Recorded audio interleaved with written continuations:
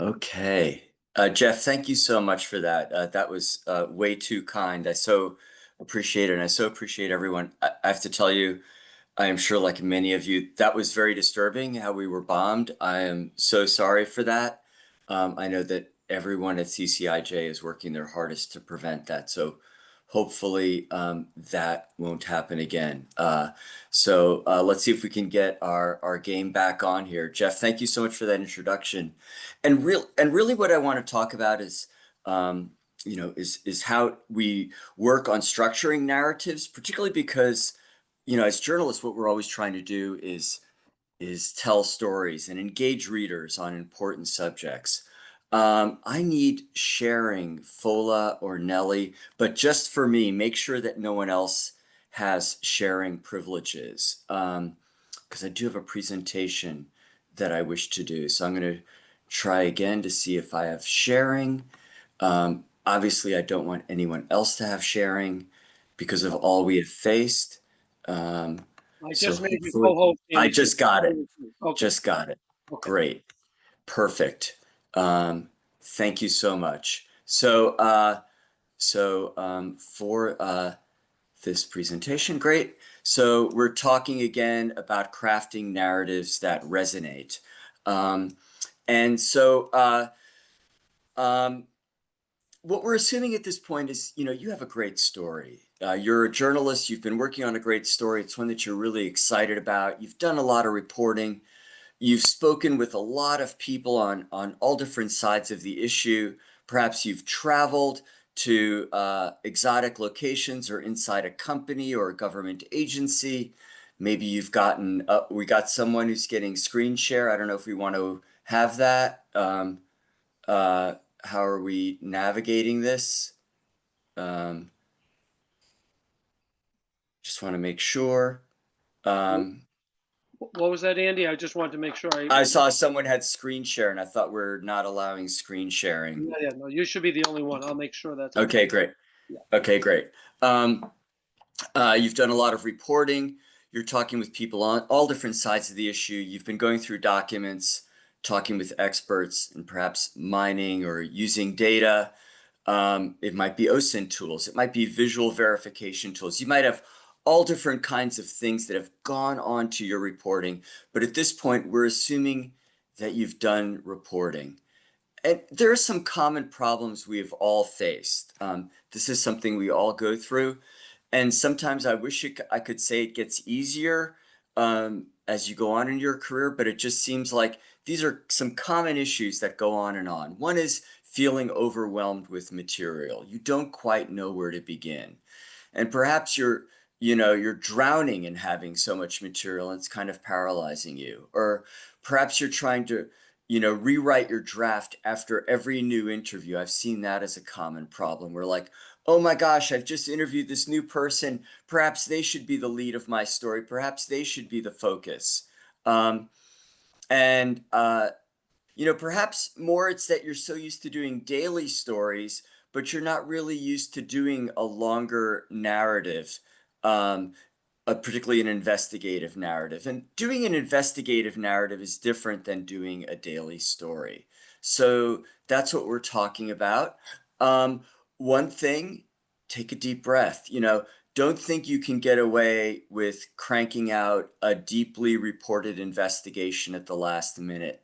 That never works. The best investigations that I've seen, that I've been part of, that I've read, I can tell you, when you go underneath the hood, you'll find that they went through lots and lots of rewriting, and that's okay. That means you start writing early. Whereas, we get so used to writing daily stories, we think like, oh, I turned around that 2,000 word story on deadline super fast, or I turned around that 1,000 word story on deadline super fast. I can turn around an investigation. The best investigations don't work like that. If you have time, you want to use it. And so a good place to start is just writing. Start writing, putting down words, lots of words. But where to start? Where to start putting down those words? So what I like to do is go back to where your story began. Now, think about what your story is about. Now, early on, I hope he's back here in the conversation. I saw several well-established journalists had had joined the Zoom early on. One of a great tool that's out there is a book called Story-Based Inquiry. It was written by Mark Lee Hunter. It's put out by UNESCO. It's an investigative reporting guide. It's excellent. A parallel document that's very similar to what Mark writes about is the IRE handbook. IRE is Investigative Reporters and Editors, and its handbook. And one things they have in common is they talk about the thesis or the hypothesis. And we all start off an investigation with a thesis or a hypothesis. And perhaps you've never called it that. Perhaps it's the pitch you wrote your editor. Perhaps it's, the pitch you wrote for getting a grant for your investigation. Perhaps it's how you tell your friends or coworkers what you're working on. The proverbial journalist down at the bar who tells his friend, "You're not going to believe this story." That pitch, that idea, that is probably very similar to what you would call a thesis. And I'm going to walk you through an example of a thesis and how it evolves. Um, uh, and one thing that's great about your thesis is that as it evolves, you're essentially writing your nut graph, or that core part of your story that's going to appear at or near the top of your piece of journalism. So I'm going to walk you through an example of that. This was an international collaboration that I was fortunate enough to work on with ICIJ, NBC News, The Washington Post, ARIJ, Arab Reporters for Investigative Journalism, and other news organizations. We're also supported by the McGraw Center for Business Journalism. So how did this story start, and how did the nut graph begin? So this is how the story ended up. It was on nightly news on NBC. There was a long written version, but it started with a student in my investigative journalism class at CUNY. Her name is Molly Boygon. And Molly was going through documents like I ask my students to do. I ask all my students to pitch ideas and to work on a thesis. And Molly was going through documents and she found a document with this title: "The DoD, or Defense Department, the Pentagon, should address weaknesses in the oversight of contractors and reporting of investigations related to contracts." What? I don't even know what that means. It's not the catchiest title of a report. It's about as dull as you could ever imagine. Molly tried to sketch out a thesis. She wrote, "The Defense Department is sloppy with record keeping for contractors accused of forced labor violations." Okay, what interests me is the idea of forced labor violations. Sloppy record keeping is kind of boring, but I went back to Molly and said, let's try again. One thing that Molly had in her initial thesis is the other thing that's really good is to write your minimum and maximum. Your minimum is that if you had to stop reporting in the next few days, what would you be left with? Very often in an investigation, it may be nothing, or it may be paper thin, maybe just a feature story. But the maximum, in this case, the maximum is like, if you spend some time on this, what might you end up getting? And Molly wrote this: "The Defense Department is contracting with companies that partake in forced labor. And they're not reporting, the Pentagon itself is not reporting investigations as required, which could create risks of this happening in the future. Perhaps they've even rehired contractors who were investigated and obviously engaged in wrongdoing." Okay, this is promising, but obviously still very dull. How are we going to make this better? So this began a months long process. We're getting someone coming in, Serena. Okay, that's Serena. Okay, great. I just want to make sure that we're careful here on who we're letting in. So you can see now the thesis is beginning to evolve. We're getting more detailed reporting here. The maximum is getting more detailed.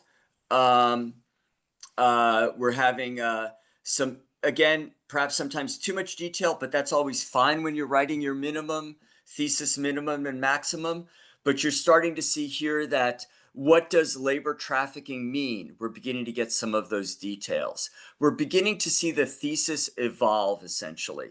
Molly's writing it here on the maximum. My message is back to her, like, maybe we want to begin to start moving some of this stuff into the thesis. We're beginning to explain what labor trafficking looks like.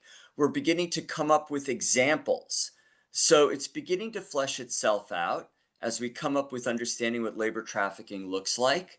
Passports being confiscated, pay is less than promised, workers are put in squalid housing, they're pressured to pay illegal recruiting fees, sometimes thousands of dollars, so you're actually paying to get a job, thinking it might get you out of squalor and poverty. By week 4, so a month into this reporting process, Molly is beginning to have a thesis that looks like this. And again, keeping in mind that this evolved into an international collaboration. Contractors who have been found to have committed labor trafficking violations continue to receive federal contracts from the Pentagon. Critics say the Pentagon fails to suspend, disbar, or otherwise act against companies known to aid in trafficking because it makes federal procurement look bad, because of a revolving door between the department and the companies it hires, and because the magnitude of forced labor on military bases is a feature, not a bug, of military procurement. That's obviously a much better thesis than what she had a month earlier. So your thesis, it can evolve.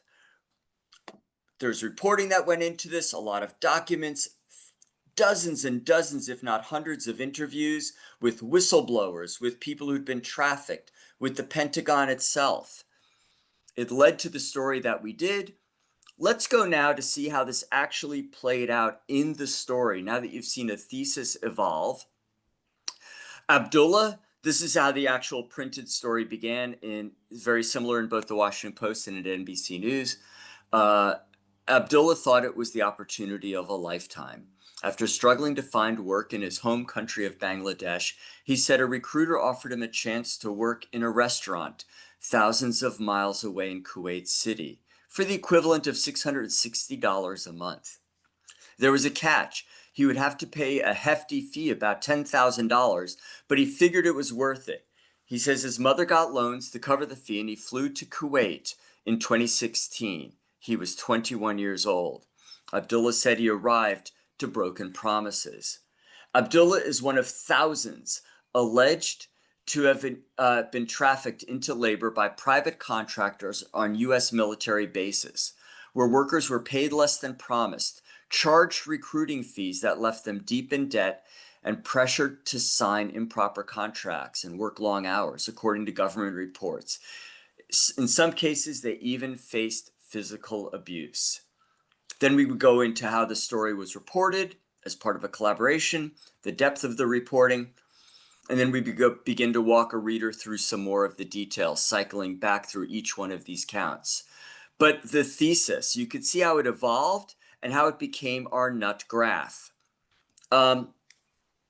We did a lot of editing as we go along. But look, as the thesis evolved, it saved us a lot of work when we actually sat down to writing our narrative.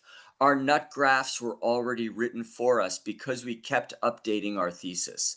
So the first thing I would say is, as you're writing memos to yourself, as you're reporting, write down your thesis, have it evolve, and keep updating it, and that will become the core of your thesis. Your thesis is your guiding star. And what helps then is, as you're choosing the other elements that go into telling your narrative, the anecdotes you're going to have, the statistics you might include, the experts and their expert commentary that you wish to add, keep looking at how it helps your thesis. Does it help explain it to your readers? Does it help clarify things? Or is the anecdote you're thinking about including, is it really clutter? So that's why you want to keep your thesis updated. It's why you want to keep your focus on it because it helps you realize the other material. How does it relate to your thesis? Okay, so you have a lot of material. One of the other things I like to do when you have a lot of material is break it into sections, topic by topic.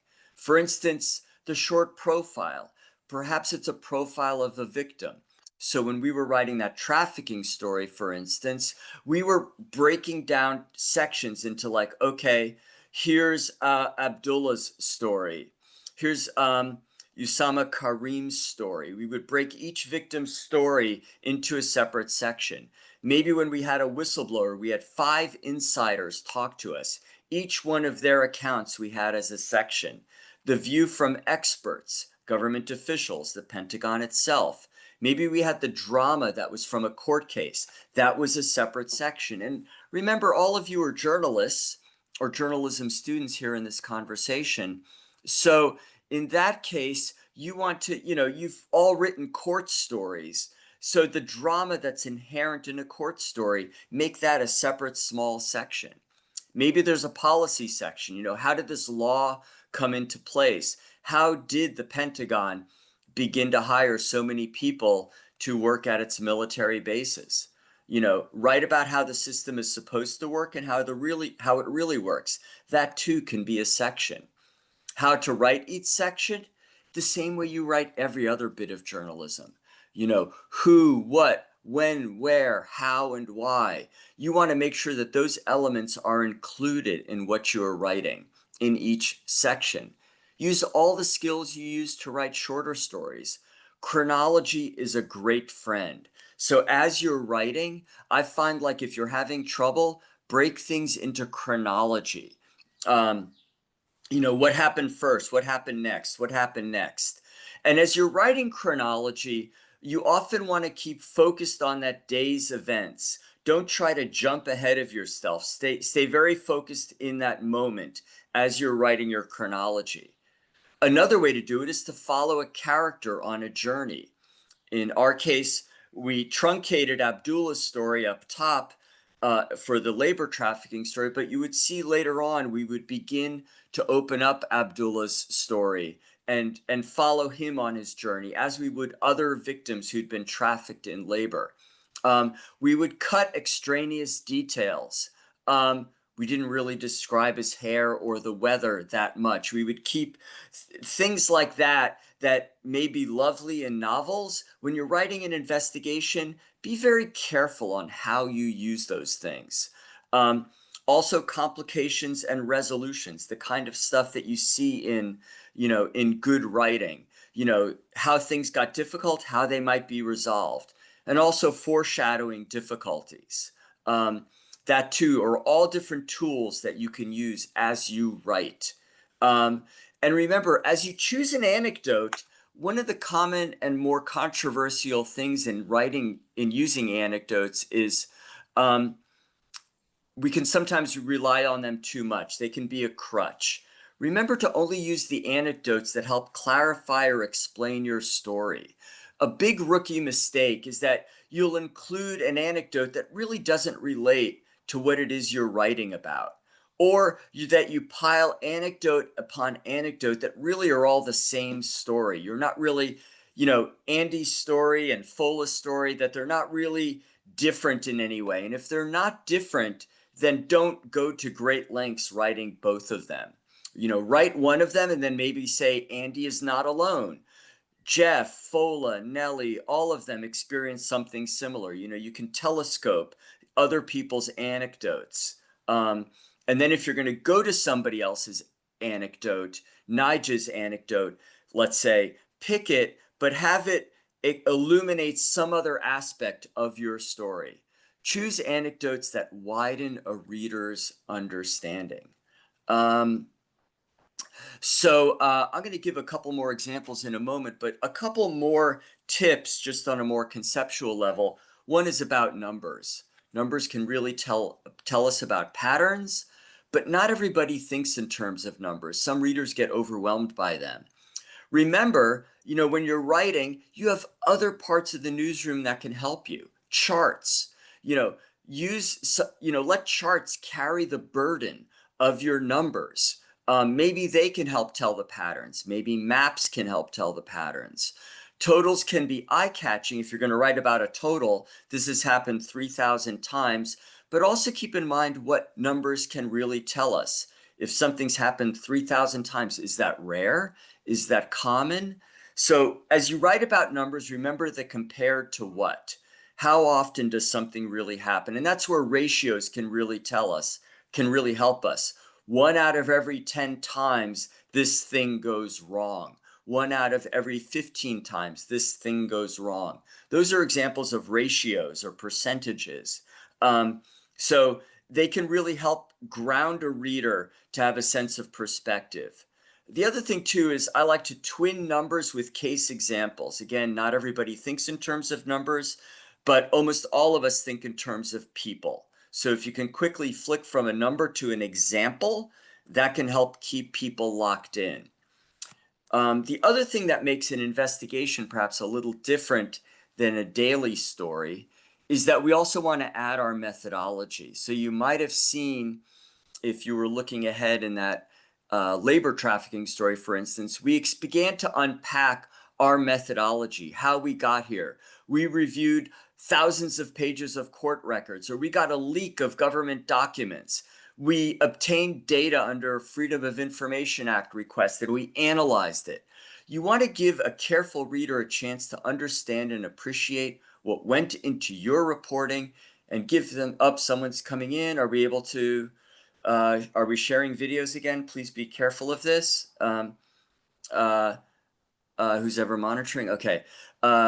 You want to give readers a chance to understand and appreciate what went into your story and give them some signposts so they can replicate your work. Also acknowledge if your story is new, this has never been reported on again, or if it adds to existing coverage. Those are some things that you want to include in your investigation. And for complicated stories, again, to go back to the anecdote, anecdotes are often a way that serve as a way to lead us into a complex world. But the other way to begin your story in the lead is the broad, sweeping thesis. You don't need to begin with an anecdote. You could say, we have found, thousands of people are dying in nursing homes, for instance, and make that your broad, sweeping statement. So these are the most common ways we often begin investigations, is either with an anecdote or a broad, sweeping statement. And again, we want to point out what's new in our reporting. Once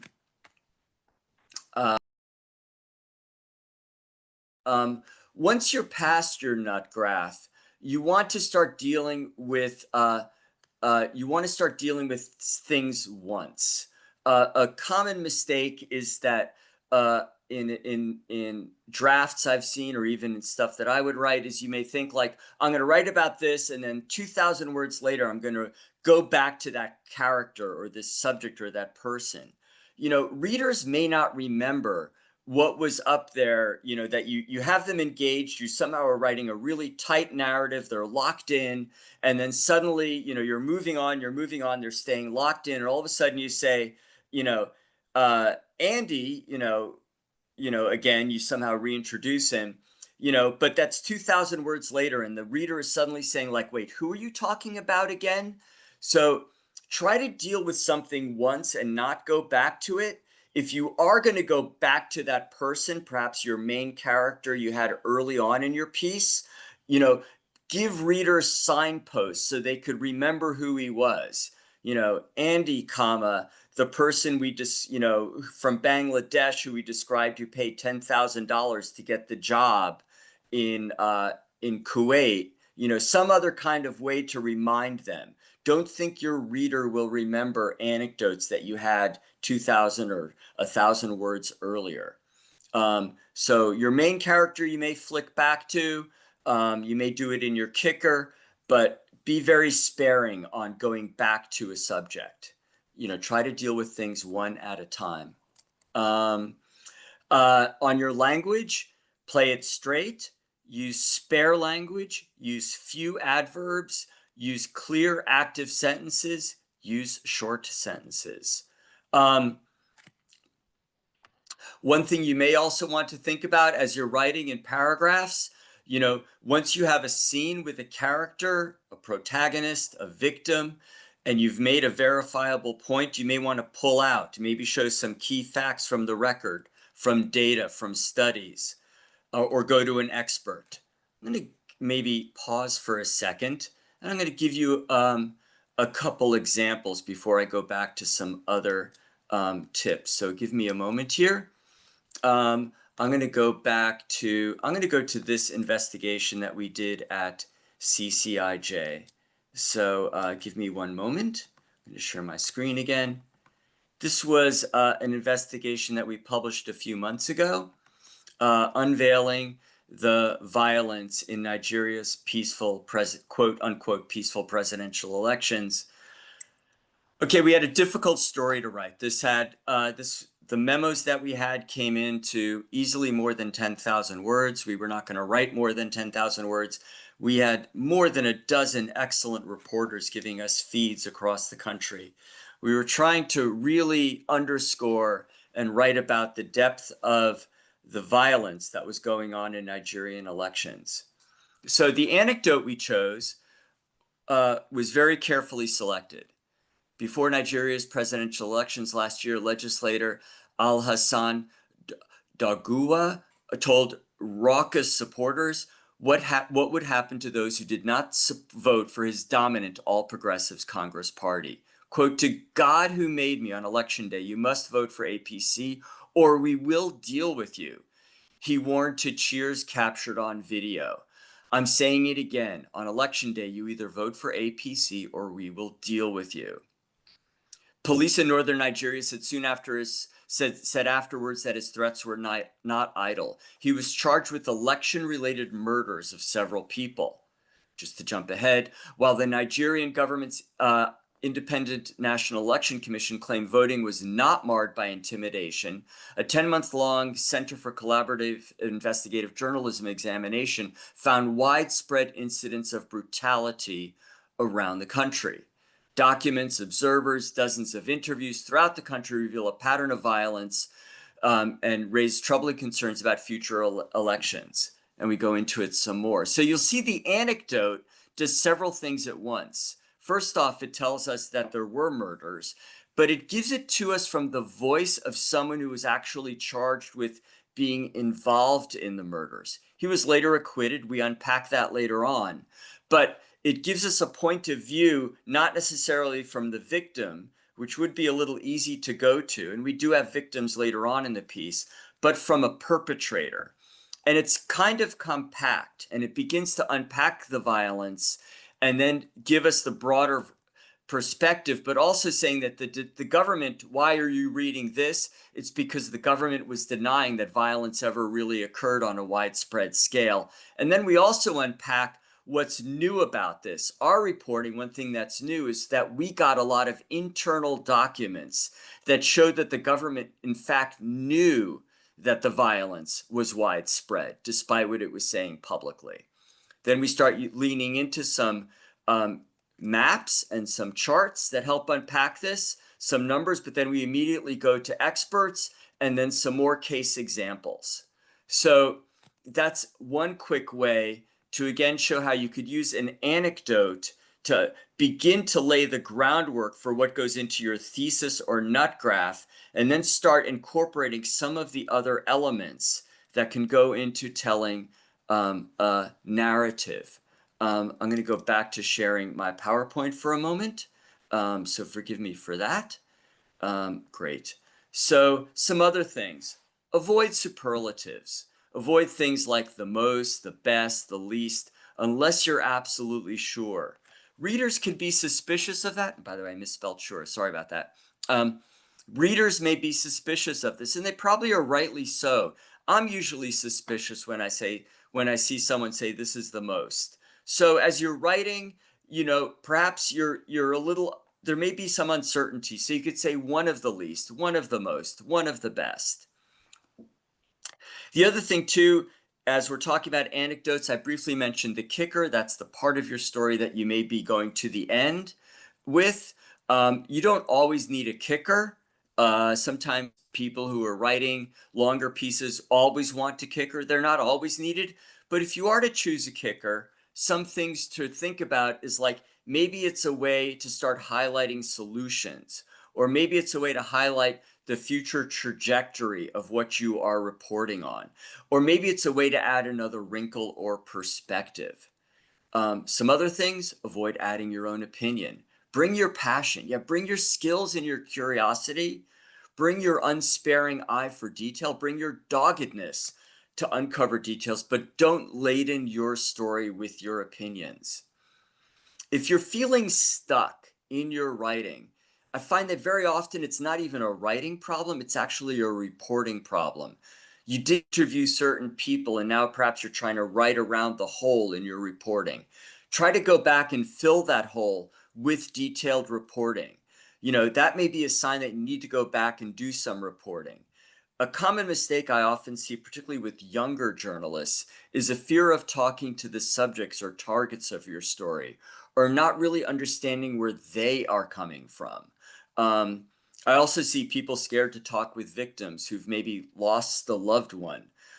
We did a series of stories in my CUNY class recently on daycare centers, and I know a student was very, very nervous about interviewing the parents who had lost a child at a daycare center. She was so prepared for a month. Finally, she engaged in talking with those parents, and that interview is just stunning. She did great work, but it took her a while to build up that courage to interview that family who lost an 18-month-old child. That same kind of fear or nervousness I've seen journalists have when they're going to go interview a company. But that company may open up their world and explain to you, you want to know why this is happening? Here's why. And that can really help with your narrative, with your storytelling. There's a great book here by Walt Bogdanich and Michael Forsyth. When McKinsey comes to town, it explains the machinations behind one of the world's leading business consulting companies.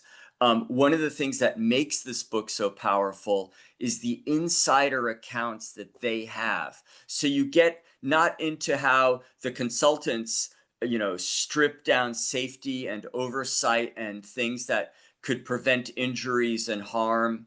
They strip those away, and then of course injuries and harm occurs. They don't they do include victims, obviously, but they get us into the heads of the company and what they are telling people and why they're telling people to do this. And that's really one of the things that makes their story so powerful. So just remember that don't be afraid to do that in-depth reporting. It can really add to it. We had whistleblowers for our labor trafficking Pentagon story. So helpful. Fact checking, rigorous. When in doubt, leave it out. I had one colleague who taught me this game. When you're reading through your draft, particularly near the end, pretend there are 3 mistakes in your draft. There are 3 mistakes. It's a game, it's a hypothetical, but go and find them.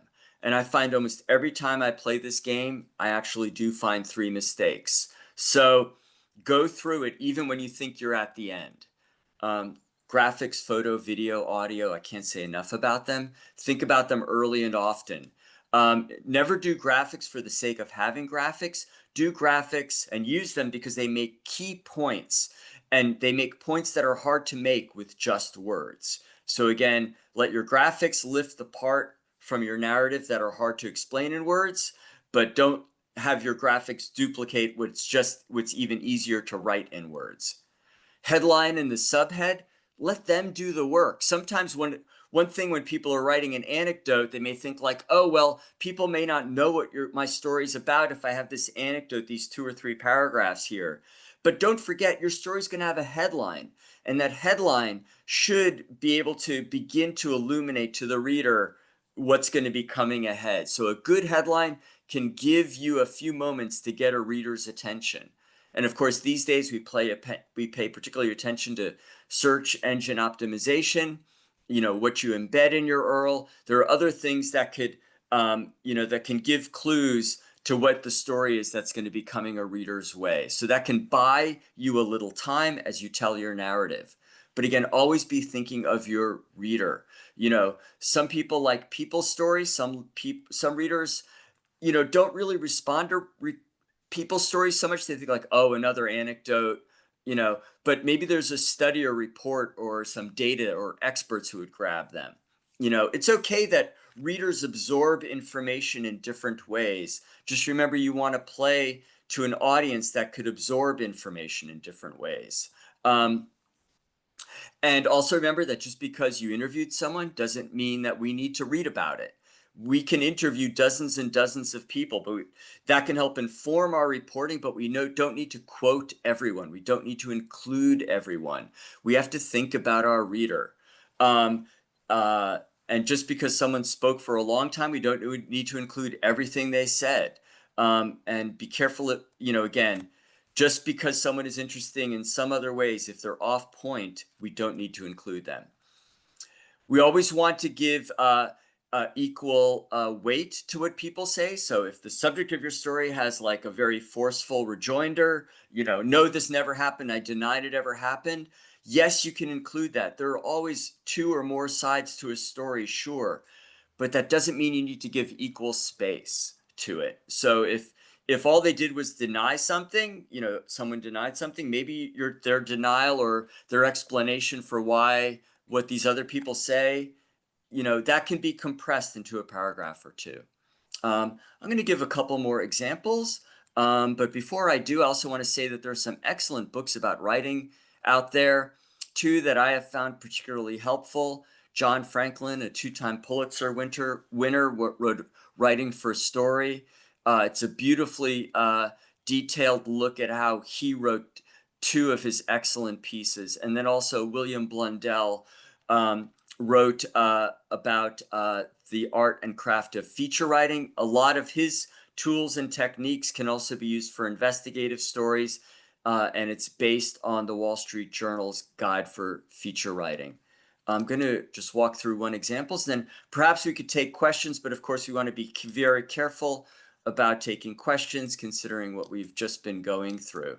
I'm going to share this story, for instance. So this is a little bit different. I worked with Walt Bogdanich at the New York Times for this story about the Long Island Railroad. We had a problem, which is our nut graph was largely based on statistics. So, and it could be kind of dense. So we used an anecdote to begin the story, but you'll notice here, you don't see a person's name in the anecdote. So let me read just a little bit. To understand what it's like to work on the railroad, the Long Island Railroad, a good place to start is the Sunken Meadow Golf Course, a rolling stretch of state-owned land on the Long Island Sound. During the work week, it's not uncommon to find retired Long Island Railroad employees, sometimes dozens of them, golfing there. A few even walk the course, yet this is not your typical retiree outing. These golfers are considered disabled. At an age when most people still work, they get pensions and tens of thousands of dollars in disability payments, a sum roughly equal to the base salary of their old jobs. Even the golf is free, courtesy of New York State taxpayers. With incentives like these, occupational disabilities at the LIRR have become a full-blown epidemic. So now we're going from the anecdote, the setting, the golf course, to the quick turn. Now we're going into our nut graph.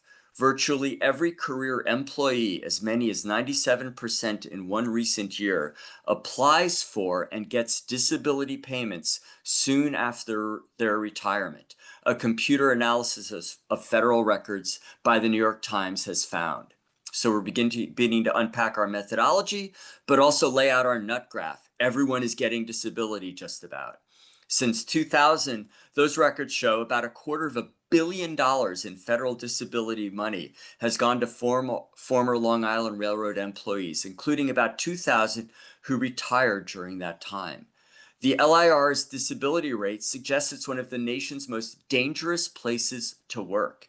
Yet in 4 of the last 5 years, the railroad has won national awards for improving worker safety. So notice that sharp juxtaposition. The data shows that it's really dangerous, yet it's winning awards for worker safety. Now we go quickly to an expert quote. Quote, short of the gulag, I cannot imagine any workforce that would have a, so to speak, 90% disability attrition rate, said Glenn Scammell, one of Capitol Hill's longtime experts on railroads. That both defies logic and experience. And then another expert says, no one has a rate that high. It just doesn't happen. And then we go on to begin unpack more. So you can see the anecdote can take different shapes and sizes. It's really helpful for beginning to lay the groundwork for a complicated story, which often our investigations are. And it can begin to illuminate it, but then you get to your nut graph and then you can really begin to tell the readers what you have and how you have it, how you got there. So that's a compressed version. I know we started about 20 minutes late. I'm going to show one more version of this, then perhaps we can carefully begin to answer questions. I know we're running a little bit over our scheduled overtime, but beginning our difficulty here, hopefully people would allow us to do that. Yeah, and just real quick, Andy, on that point, yeah, please just finish whatever you were going to do. If people need to leave, of course, we understand. We see a lot of people have stuck around. We're tremendously grateful for you. Sarah has put a question in the chat already. Given what happened, we'd like people to use questions this time. Normally, we have more of a dialogue. We just want to be a little cautious and we will move forward. So I just wanted to mention that. You didn't want to interrupt the flow. Great. Well, why don't I take that question now, and then I can go right into this story then. What's Okay. Sarah's question? Could someone read it to me? Yeah, it says, this is very specific, but I have trouble getting anecdote leads to make it through the full editing process. I cover tax for a tax-focused publication, and often my editors will change it to an informational first lead. How can I write better anecdotal investigative leads, especially for an intangible topic like tax? And then Leonie had a response to that, but we welcome your thoughts, Andy. And Julie had a question that says, can you elaborate more about the use of graphics? When have you found they complement the story?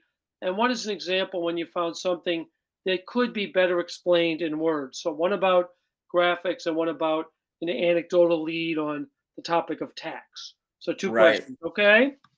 Those are great questions. So on the subject of tax, I can think of several journalists who've written brilliantly about tax. So for instance, if you want some models that you may want to go back and look at, two journalists in particular come to mind. One is David K. Johnson, who was at the New York Times, a colleague there.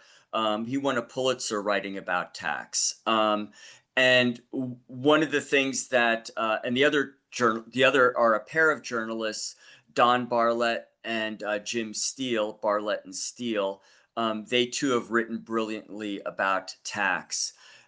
With the anecdotes that they use when they pull them out, they find really clear everyday anecdotes as if you were talking to people, that show how people are seemingly improperly benefiting from tax carve-outs, from they somehow have gotten special favors or some kind of loophole in tax law. So you begin to illuminate how they benefit from it. I remember one example from Bartlett and Steele is they said they had a paragraph that said something like, in a particular law that Congress wrote about taxes, they said that no taxes would be charged to a cruise ship company based in Miami with an employee size of this to this range with income from this to this range. It was very weird language in a tax law, but it turned out if you read it closely, there was only one cruise line in the world that fit that definition, and it's how they got the carve out. And that cruise line is Carnival Cruise Line, now one of the largest in the world. But Bartlett and Steele explained how they were essentially given a pass on a lot of taxes by using a very clear anecdote, and then they walked readers through other examples of tax carve-outs. So again, it goes back to my point that if you're choosing an anecdote, you want it to be really clear, that underscores the problem. But I think to go back to your editor's question, your editors may be saying, like, I don't want an anecdote. I want to begin with a sweeping lead. So maybe the sweeping lead, and to use the carnival example, might be something like, dozens of companies have gotten special carve-outs under a congressional law. And maybe that's something your editors prefer. And then they go into the anecdote. This is something that's debated in a lot of newsrooms. And I wish I could say there was an exact answer for this. There isn't. It's more art than science.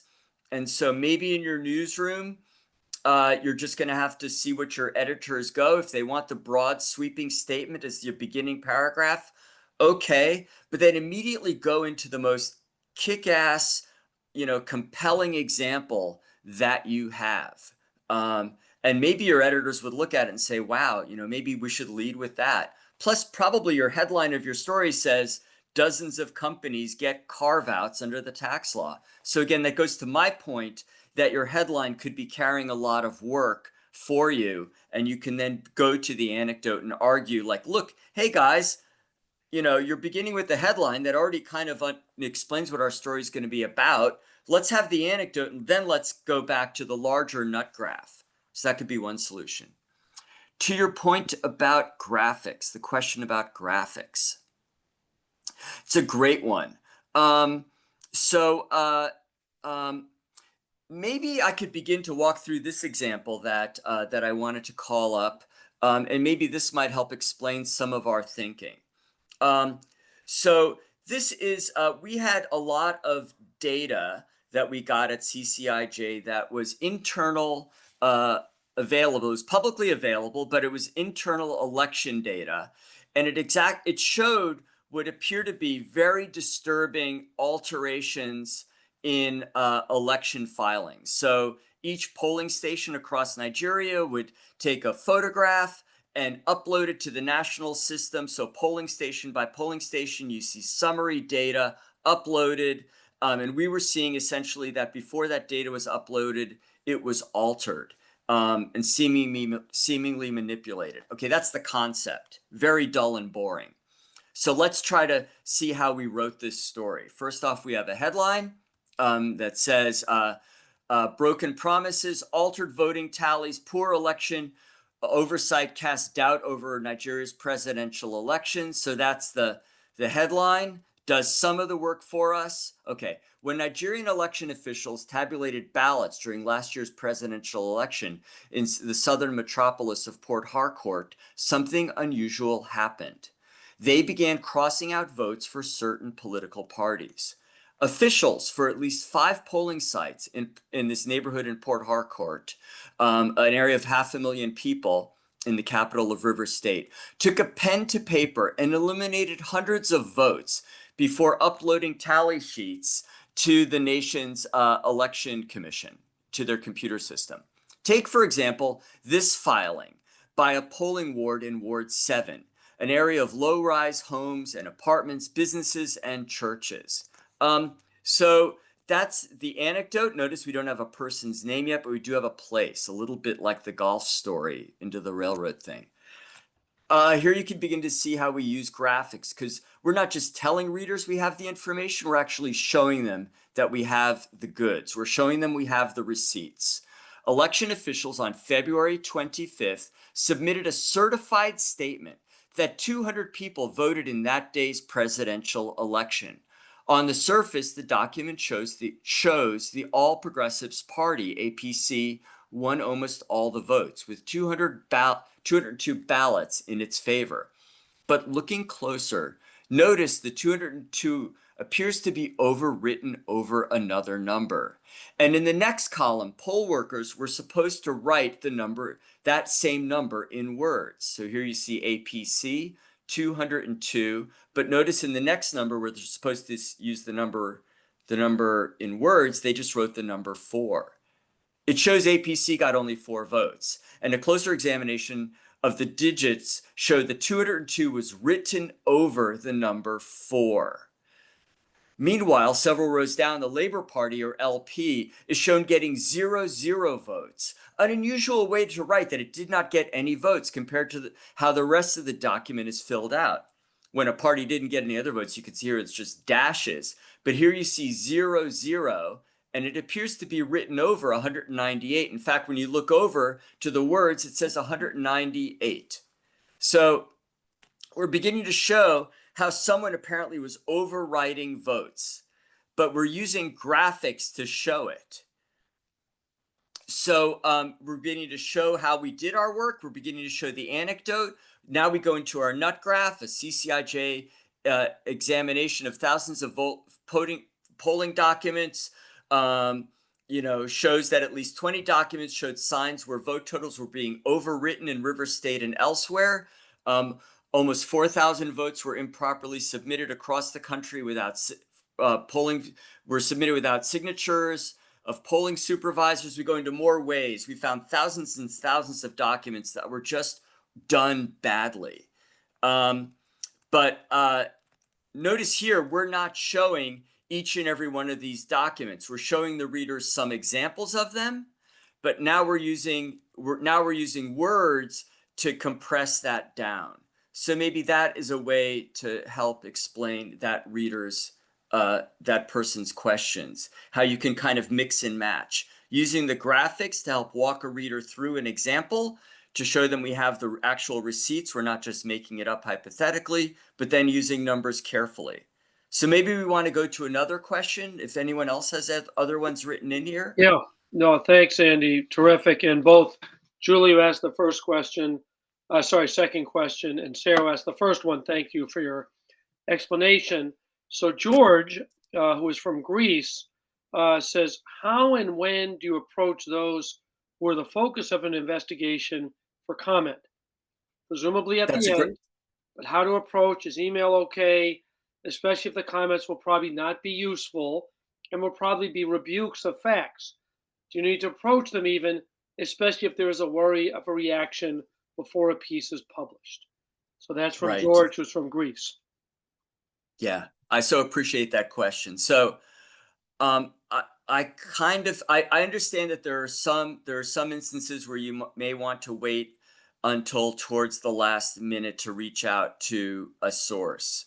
And I've been involved in several instances like that. But you need to make sure, I prefer to generally give people lots of time to respond so that I could write with authority, that we reached out dozens of times to this company, to this agency. I think it's good to reach out early, particularly if you want to engage with them and have them explain to you why they're doing what they're doing. We're working on an investigation right now that we intend to be published by CCIJ this summer. We didn't think the industry would respond to us. They are giving us great stuff. And so by reaching out to them, we're really beginning to understand why this problem is happening and how people are getting sick and dying. So don't be afraid, but I do understand your question. I generally try to reach out early in the process, and I do it when I begin to have a good understanding of the questions I may be asking. If it's a corporation, particularly a large corporation, they may have channels you need to go through, emails you need to file. Government agencies can be like that. But, pick up a phone, call people. It can really begin to break down barriers. I'll give you one, for instance, and it was actually a story I was going to show you guys. If it's the last example I give you of a real life example, it's of this medical device international collaboration that we did.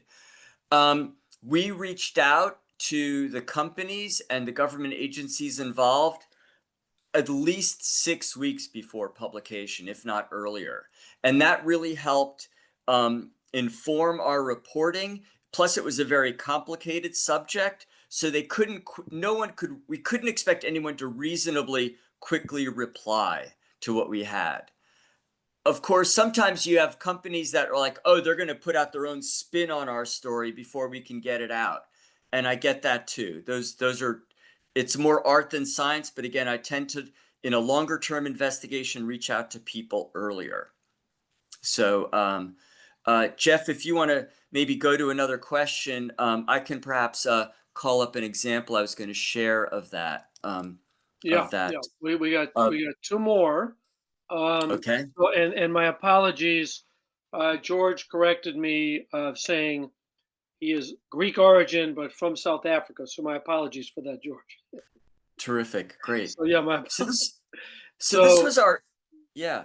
So go ahead, Jeff. If we have no, I another was going to question, say so. Leone's question is, I always ask permission to record an interview before hitting record, but sometimes when I know it's a hostile source and they're likely shut down before getting going, I hit record first. What's your view on that? So that's the first one. And then Ronald from Uganda says, thank you for sharing these very important tips. My biggest challenge is, quote, killing my favorite babies. Those quotes from some of the sources you really took time to listen to. How best can one do away with emotional bias? So, killing the babies and when makes sense to record, when's kind of yeah. ethical to record. I'll take the last. I meant to include a slide on the last question. So, and uh, I get it.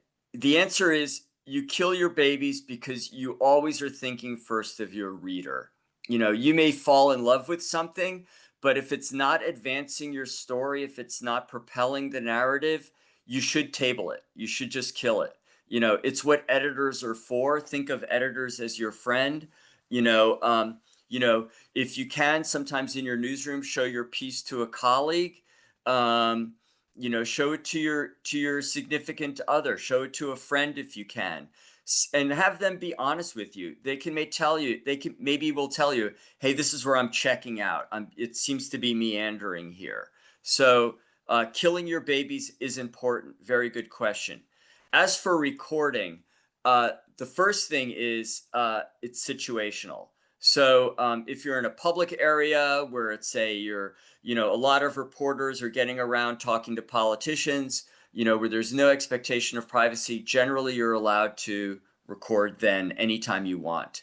There could be local laws that speak to when you can record audio.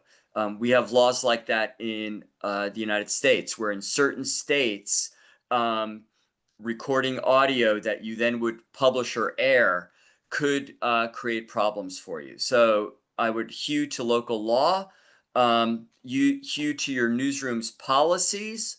But if there's no expectation of privacy, you know, uh, I more than understand, that recording things. I mean, I expect, for instance, when we get on a Zoom call, that it's probably going to be recorded. Particularly a Zoom call with 20 or 30 people. Um, so. Think about expectations of privacy. If someone is hostile, particularly if you're worried that they may accuse you of, they never asked me that, or, they're absolutely lying. They never said this. If a person has a history of doing that, I might lean more into recording before we ever begin, just because they may somehow say that something else occurred that didn't. So, uh, um, I don't know if we have another question, but I can give you an example of where we went to sources early in the reporting process and nothing went wrong with the investigation. If you can, I can do that, Jeff, or we can go to questions. Your Yeah, call. no, there's no other questions listed. So if you do that, Andy, and then we start to wrap up, we're just at about an hour since we restarted. So that hopefully, I mean, if you have any final words, of course, we welcome them. And I Yes, see that Peter Aldous, who is doing great work on data with us, has joined. But yeah, is that okay? You share this. Any final absolutely. thoughts, and then we'll wrap it up. Great. So we were working on this one investigation. This was part of an international collaboration with ICIJ and many others. And um, uh, this was what we found is that what I found was going through a bunch of documents, going through FOIA, was that there was a loophole in FDA law. So the FDA oversees the medical device industry here in the United States. It also has big sway on the medical device industry internationally. And the loophole that no one had written about, no journalists, no researchers, no one had ever written about, was that if a US company made a medical device and promised it would never sell it to Americans, but only sold it overseas, it did not need to go through any rigor of testing. It could be sold overseas, but not only that, it would get a stamp on it that would say FDA export only, which some people in other countries around the world took it to mean that the FDA had in some way certified it.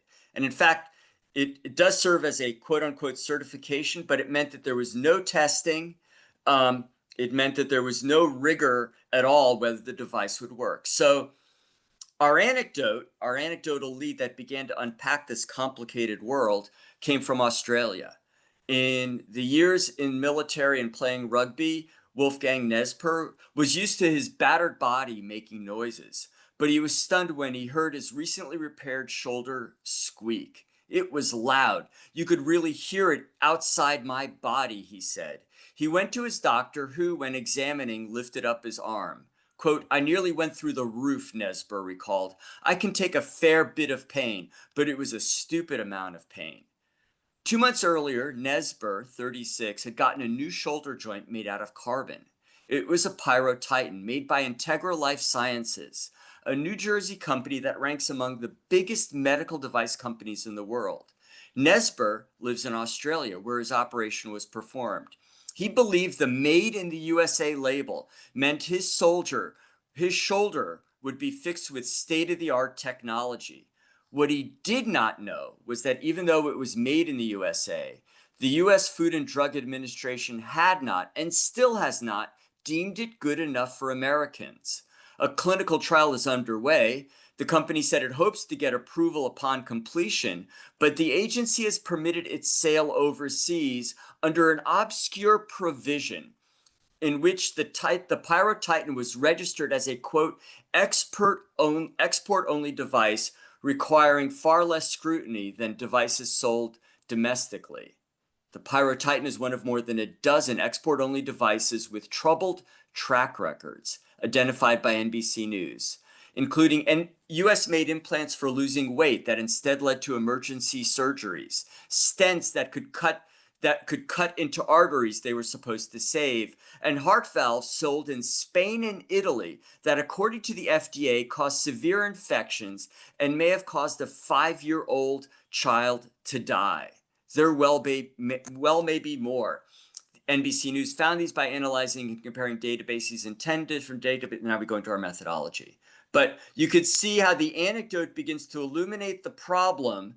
Then we unpack a world that no one had ever written about before, and then we describe its scope. So another way to think about how you write about things in a very difficult story. That was our day one story. It was picked up around the world. We were very proud of that, but it's a way you can try to use the anecdote to unpack something very difficult. Okay. All right. Any other Well, questions that might have spurred, Jeff? Or are we at our time? Leone is asking for people to share narrative investigations. So we can do that in the chat. Anybody wants to share a link of the work that they've done. And Lamy is saying, please, can we have Andy's PowerPoint? So if that's of interest, we do write follow-up notes to people who sign up for the trainings. And if that's okay with you, Andy, we can include that as part of the follow-up note from the PowerPoint with the PowerPoint. Absolutely. That's okay. Absolutely. Okay. All right. So, okay. Well, first of all, I wanted to again thank everybody for being here and for persisting in the face of not one, not two, but three Zoom bombs. And as I mentioned at the beginning, at CCIJ, since our inception in 2019, we started trainings in 2020. We have done dozens and dozens of these sessions. They're always free. They're open to anybody who signs up. Thousands of journalists around the world, and others have attended them. And that's really one of our core commitments. So this is the first time that something like this has happened. So I really, as Andy mentioned earlier, I know how disturbing it can be. It's very disruptive. I apologize for that. And I'm very grateful to everybody for not only sticking with returning, but then sticking with the conversation, even though it's running later than usual. And we will look into what happened, and then we'll also work to figure out how to ensure that that doesn't happen again. So I apologize for that. I really appreciate everybody being here, and I did want to acknowledge Andy and his terrific work. Very clearly delivered, very comprehensive, tremendous engagement with the questions. And Lamy, I wrote notes to everybody who attended, talking about the disruption. And Lamy wrote back and said, uh, Jeff, I wasn't going to let an idiot stop me from hearing Andy. Andy is brilliant.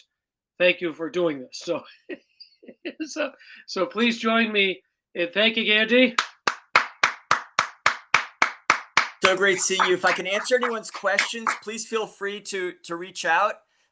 We so appreciate everyone joining us, and I hope this was helpful. Absolutely. And please know that we will also post the recorded version of this session on our YouTube channel, and that those who would like to join our community are absolutely welcome to do so. And we have a WhatsApp group, we have the trainings, we have a lot of very powerful discussion. So please know that we really appreciate your being here. Again, people who have been here before, and people like Lasiba Machako, who has been just a staunch member of our community from South Africa from the beginning. We're grateful to everybody for being here. So thank you, and have a great afternoon or evening or morning wherever you are. See you. Thank you. Uh, Bye.